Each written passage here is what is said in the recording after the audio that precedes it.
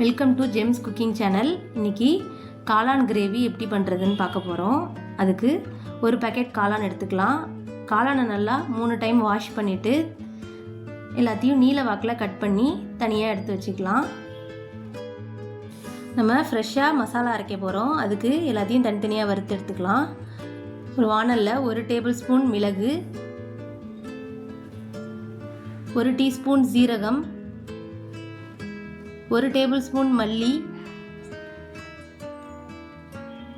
5 காஷ்மீரி மிளகாய் எல்லாத்தையும் நல்லா வறுத்துட்டு அதை எல்லாத்தையும் ஆற வச்சுட்டு ஒரு மிக்சர் ஜாரில் சேர்த்து நல்லா பவுடர் ஃபார்முக்கு எடுத்து வச்சுக்கலாம்.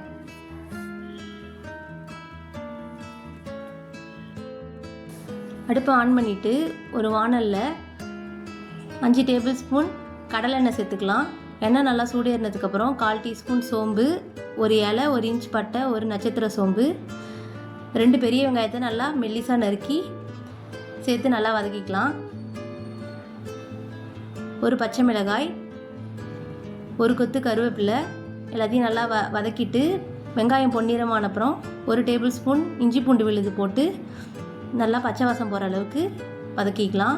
அடுத்து 2 தக்காளி,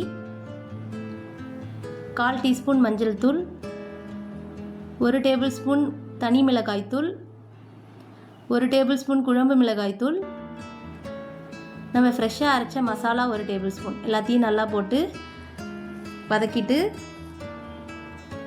நம்ம கட் பண்ணி வச்சுருந்த காளானை சேர்த்துக்கலாம். காளான் எல்லாத்தையும் மசாலாவோட நல்லா பைண்ட் ஆகிற மாதிரி மிக்ஸ் பண்ணிவிட்டு தேவையான அளவு உப்பு சேர்த்துக்கலாம்.